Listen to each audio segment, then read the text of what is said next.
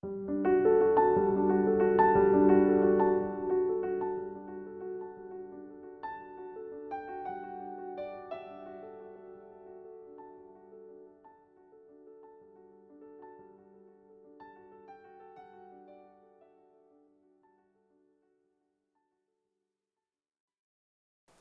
함께 묵상할 성경 말씀은 마태복음 7장 1절에서 12절 말씀입니다. 마태복음 7장 1절에서 12절 말씀입니다. 오늘은 1절, 2절 말씀을 읽겠습니다.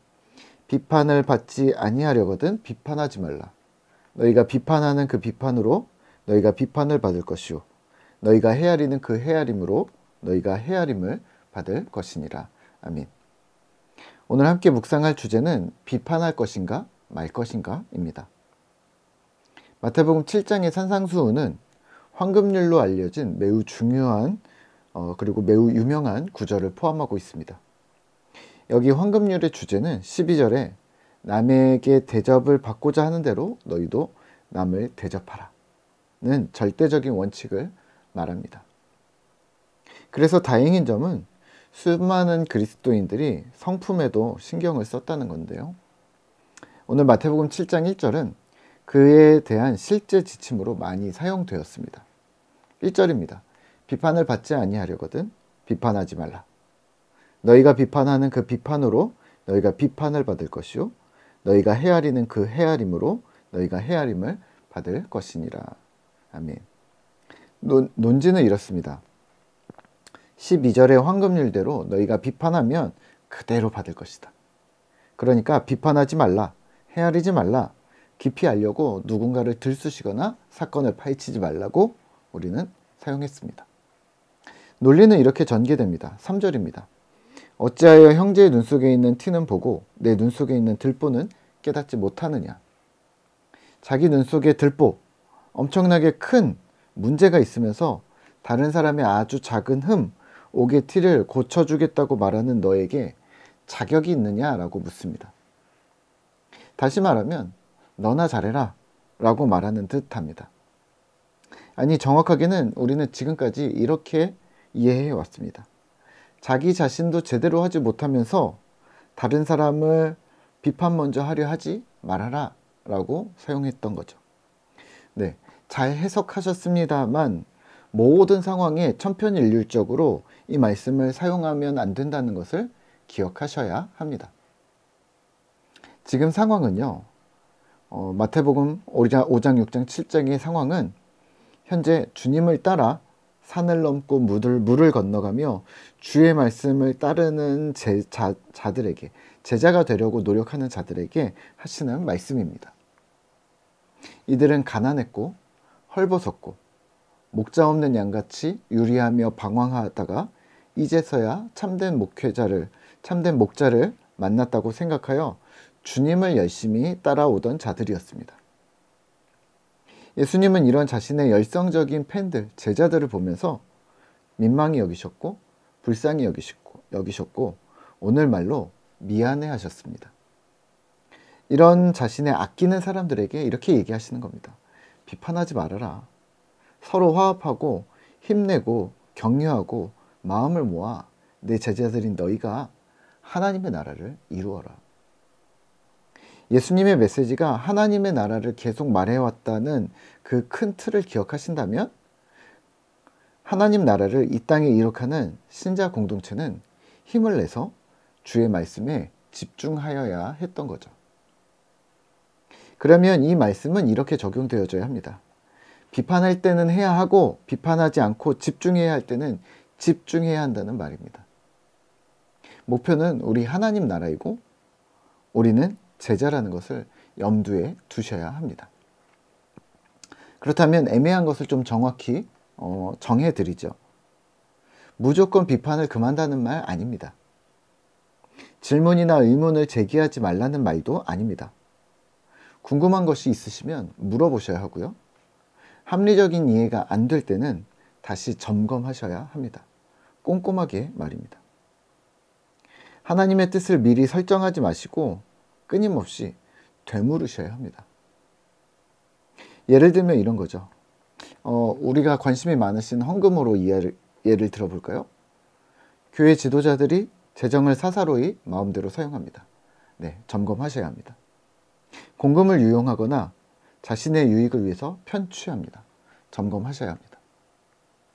일반 사회에서도 문제가 되는 일감 몰아주기를 한다거나 또는 그런 일은 없어야 되겠지만 리베이트를 받기도 하고 또는 터무니없이 값비싼 재료를 사용하거나 또는 자기 취향대로 무언가를 결정합니다. 자기 주머니로 들어가는 것이 없더라도 배임과 태만이 있었는지도 점검받아야 마땅합니다. 이런 거죠. 교회 안에 헬기장을 짓겠다.